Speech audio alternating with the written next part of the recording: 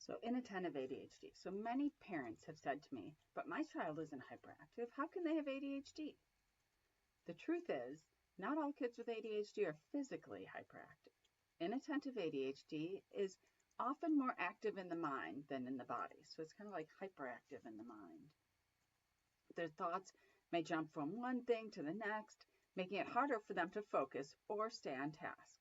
Because these behaviors are quieter and less disruptive, this type can be harder to spot and is often missed or misinterpreted, especially in the classrooms.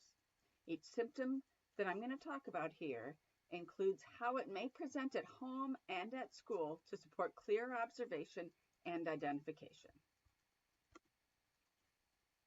So the first characteristic, fails to give close attention to details or makes careless mistakes. So at home, they may forget part of a chore, like cleaning the bathroom, but they skip the tub, or make repeated mistakes in homework. So you know that they know the math.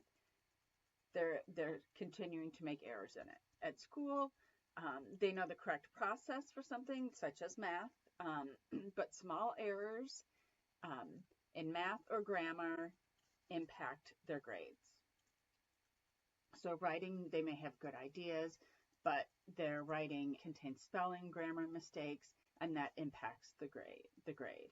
In math, as I said, they may know all the steps in a problem, but then they may not really do very well on the exams because that one small error that they had makes the problem wrong.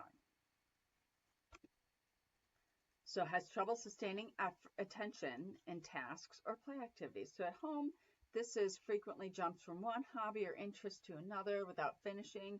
So they may start multiple projects, but complete none of them. They may have a lot going on. At school, they drift between activities during free time. They may not cause disruption, but they struggle to stay engaged or find a consistent interest. So does not seem to listen when spoken to directly. So at home, maybe responds yes without really hearing instructions. These are the kids that need your full attention and eye contact to process what's been said. So, you may say something to them, they're like, yeah, mom, yeah, mom, yeah, mom.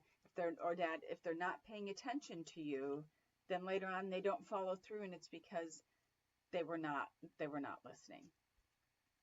At school, they may be seen as defiant for not following directions, when in fact they simply didn't register the instructions. They might complete assignments incorrectly due to missteps as well, or do it completely wrong because they weren't paying attention or listening. The next one is does not follow through on instructions and fails to finish chores or schoolwork. So you ask them to go upstairs and get their pajamas on, but they end up getting distracted by toys and they're up there for 20 minutes doing something different. And then they return down not dressed in their pajamas. At school, they have incomplete assignments, difficulty starting tasks, missing work, even though they understand the content. So these are some of the messages that you may be getting from school. Okay, has trouble organizing tasks and activities. So at home, they're easily overwhelmed by multi-step tasks. They may not know how to begin or how to prioritize. What do you do first? What do you do second? What's most important to get done? They struggle with that. They may struggle with this during homework as well. At school, time management and planning are a struggle. They may look like they're procrastinating or avoiding, but really they're having a hard time organizing their thoughts, and they're having a hard time to prioritize the steps or the things that they need to complete. This also impacts with writing at school, because if you have a hard time organizing tasks and activities, you're also going to have a hard time organizing like an essay and organizing your thoughts.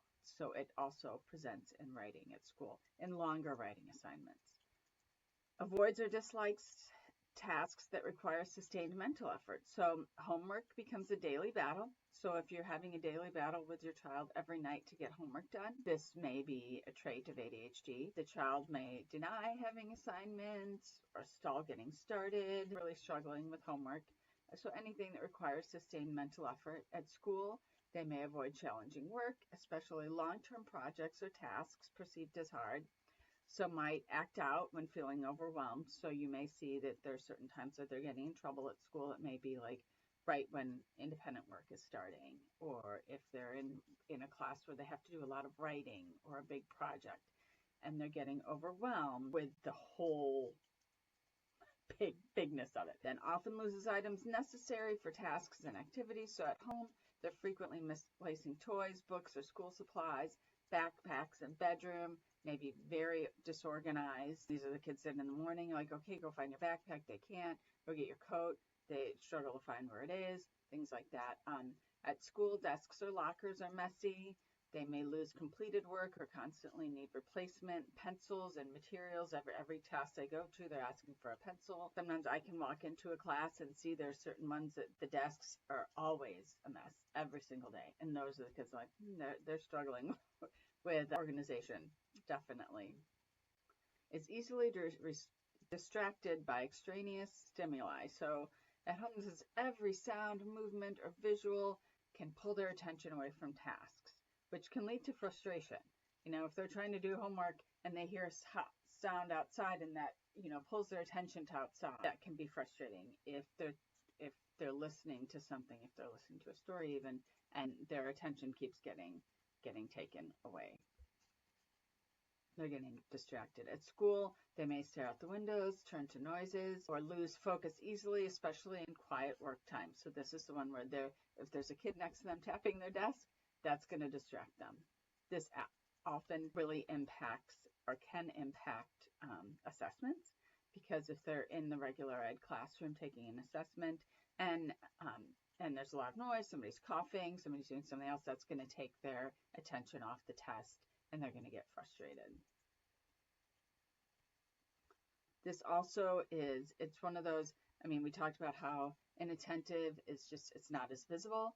The kids could be looking forward at the board, but also not really paying attention. So it's harder sometimes to gauge. Next one is forgetful in daily activities. So at home, they need reminders for basic routines like, did you brush your teeth? Did you hang up your coat? At school, they struggle with routines even after months. So may ask repeat questions like, where do I turn this in? Or what page are we on? These are the kids that at the beginning of the school year, in each classroom, there will be specific procedures that the kids will learn. And it may take them a couple months to get into kind of the habit and swing of things. It just takes them a little longer, and that's important for teachers to know.